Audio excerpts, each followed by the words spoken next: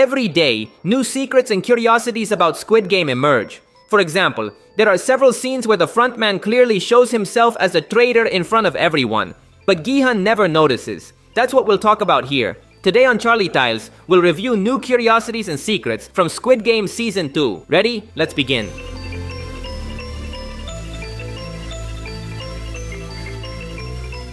When Gi-hun plans his revolt against the guards, he organizes with his friends and says they will go against the game directors. Here, Gi-hun looks up, pointing to where he thinks the leader is. The interesting part is that in this scene, everyone looks at the ceiling except the frontman. Player 1 stares directly at Gi-hun. He doesn't look at the ceiling because he knows no one important is there. In his mind, Gi-hun is directly challenging him, which is why he stares back. The scene symbolically shows us how the frontman has been deceiving Gi-hun all along. Every time Gi-hun points one way, the frontman has already gone another. He has always been ahead of all his plans. In episode 2, Gi-hun calls his daughter on the phone to hear her voice one last time. But when she answers, she speaks in English. That's logical, as in the previous season, we learned that she would move to the United States with her mother and stepfather. However, the interesting part is that this reminds us of Gi-hun's mother. In Season 1, she told Gi-hun she didn't want her granddaughter to leave because if she moved to the United States, she would forget the Korean language. Gi-hun's call makes us think the grandmother was right. However, the girl hasn't entirely forgotten Korea. In the end, she thinks her father is calling and speaks to him in Korean, hoping he will respond. The scene tells us that while the girl has adapted to the United States, she hasn't abandoned Korea because her father connects her to that culture.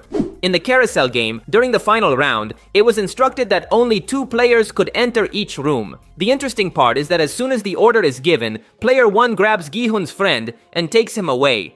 This has a lot of context. The frontman knows no guard will kill him, no matter what happens. That's why he decided to take Gi-hun's friend, to protect him. But why did he do this? Because he wanted to kill him with his own hands in the future. From the beginning, he realized this man was Gi-hun's only friend. Killing him would be a critical blow to Gi-hun. The frontman planned this death from the start. This season, the pink guards have undergone some changes. This time, their masks have a slight transparency, allowing us to see a bit of the person behind them. In Season 1, this wasn't the case. Their masks were completely solid, showing nothing but black.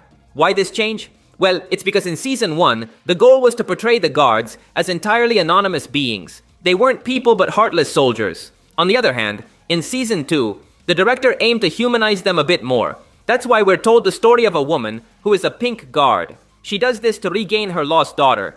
The series is trying to tell us that despite everything, these guards are also human. That's why we see through their masks. Now we know there are real humans behind them. Squid Game has devised a gruesome technique to destroy its participants. Let me explain. In Season 2, we were introduced to the pentathlon game. Here, players must form teams of 5. This game is designed to bond players and make them friends. However, the next game is the carousel. Here, the teams are forced to split up and enter different doors. In each round, the number of players per room decreases, so the teams are forced to eliminate some members. This is designed so that players form friendships in the pentathlon and then betray or even kill each other in the carousel. We saw this with Thanos' team, where they all betrayed one another. Of course, this technique isn't new. It was also used in Season 1. There we had the tug-of-war game, where players formed teams and friendships emerged. But then came the marble game, where players were forced to kill their partners. This was also designed so that friends had to kill each other.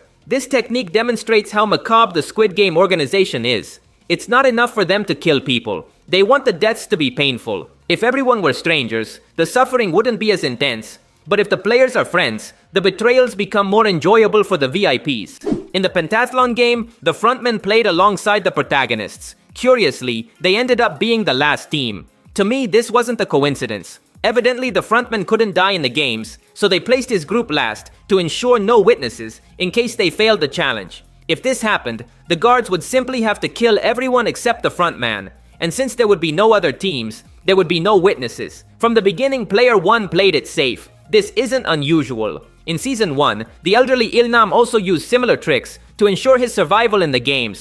When the police and their team inspect an island, they encounter an explosive trap. The explosion scares the team inside the boat, and everyone immediately looks toward the island. However, if we pay attention, the ship's captain isn't surprised. He turns his head very slowly because, evidently, he's a traitor.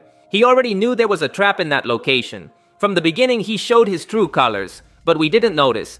In the pentathlon, we had an epic moment when player 388 won the Gi game. Gi-hun demonstrated mastery in this game, saying he used to play it a lot with his sisters. However, behind-the-scenes videos revealed that the actor didn't perform the moves.